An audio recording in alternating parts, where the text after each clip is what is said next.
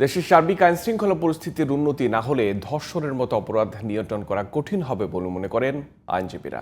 আর অতি দ্রুত বিচার করতে গিয়ে অবিচার হলে অনেক নিরপরাধ মানুষও হয়রানির শিকার হতে পারেন বলে আশঙ্কা তাদের। বর্তমান আইনশৃঙ্খলা পরিস্থিতির ক্রম অবনতি আর মানুষের আইন হাতে তুলে নেওয়ার প্রবণতাকে বিপজ্জনক বলে মনে করেন আইনজ্ঞরা।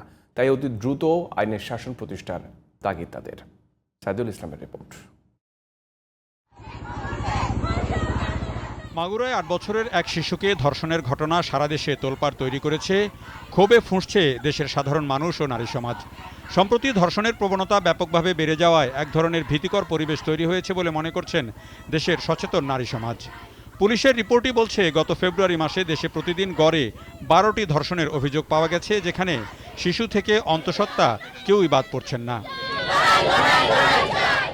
এমন পরিস্থিতিতে সরকারের আইন উপদেষ্টা বলছেন, ধর্ষণ মামলার তদন্ত ১৫ দিনের মধ্যে আর বিচার কাজ ৯০ দিনের মধ্যে শেষ করার জন্য আইন সংশোধন করতে যাচ্ছেন তারা। ধর্ষণের মামলায় ৯০ দিনের মধ্যে বিচার করতে হবে, ধর্ষণের মামলা ১৫ দিনের মধ্যে তদন্ত কাজ শেষ করতে হবে।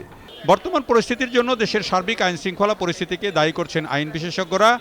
আইনের শাসন প্রতিষ্ঠা না করা গেলে শুধু ধর্ষণ নয়, সব ধরনের অপরাধী বাড়তে থাকবে বলে ধারণা তাদের। অমুক জায়গায় আসেন ঘেরাও করব, অমুক জায়গায় আসেন বাড়ি তল্লাশি করব, এগুলো তো আইন পরিপন্থী কাজ। অতএব আপনার সরকারে থেকে আপনার পোষ্যরা, আপনার সহযোগীরা যখন এই আইন বিরোধী কাজগুলো করবে, তখন অন্য মানুষের মনেও আইন মানার কোনো কারণ থাকবে না।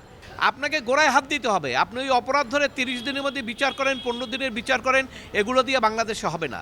বাংলাদেশে এখন আপনারা যে ললেসনেস চলছে, বিচারটা কিন্তু প্রতিকার, কিন্তু প্রতিকারের চাইতেও জরুরি হচ্ছে এখন প্রতিরোধ। কিভাবে আপনি এটাকে ঠেকাবেন, সেই ঠেকানোর কাজটা কিন্তু খুব স্ট্রংভাবে কেউ করছেন আমরা দেখছি না। আইনশৃঙ্খলা পরিস্থিতির উন্নতি ঘটানো, সেই দিকে যদি আমরা নজর না দিই তাহলে পরিস্থিতি খারাপের দিকে যেতে থাকবে। কারণ অপরাধী যারা আছেন তারা মনে করছেন যে তারা অপরাধ করে পার পেয়ে যাবেন, কারণ পার তো পাচ্ছেন। আইন বিশ্লেষকদের দাবি, দ্রুত বিচার করতে পারলে ভালো ফল পাওয়া যাবে। তবে দ্রুত তদন্ত শেষ করতে গেলে অনেক সময় নিরপরাধ মানুষকে জড়িয়ে দেওয়ার শঙ্কা রয়েছে। এজন্য শুধু আবেগী সিদ্ধান্ত নয়, ন্যায় বিচার নিশ্চিত করার তাগিদ তাদের। সর্বোচ্চ শাস্তি এটা একটা এফেক্ট হয়, বিচারটা দ্রুত এটা একটা এফেক্ট হয়। কিন্তু দ্রুত বিচারের জন্য তো বহু আইনে আপনি দ্রুত বিচারের ব্যবস্থা করেছেন, সেটা কি হচ্ছে? আপনি দ্রুত বিচার করতে গেলে আপনাকে তো সেই ইনফ্রাস্ট্রাকচার লাগবে, আপনি সেই রকম বিচারক লাগবে। ১৫ দিনের মধ্যে আপনার এই যে তদন্ত শেষ করার জন্য এক ধরনের চাপ তৈরি করা আইনশৃঙ্খলা রক্ষাকারী বাহিনীর মধ্যে, তারা সেটা না করে দেখবেন যে কোনো না কোনোভাবে স্বীকারোক্তিমূলক জবানবন্দি নিয়ে হলেও মামলা শেষ করার বা কৃতিত্ব জাহির করার চেষ্টা করবেন।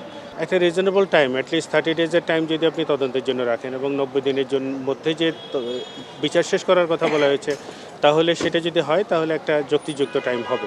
ধর্ষণ মামলার তদন্ত ও বিচার দ্রুত শেষ করতে চাইলে ডিএনএ পরীক্ষা সহ এ সংক্রান্ত পরীক্ষা নিরীক্ষা আরও আধুনিক ও সব জেলায় সেই সুযোগ তৈরির পরামর্শ বিশেষজ্ঞদের। Saidul Islam, GTV news, Dhaka.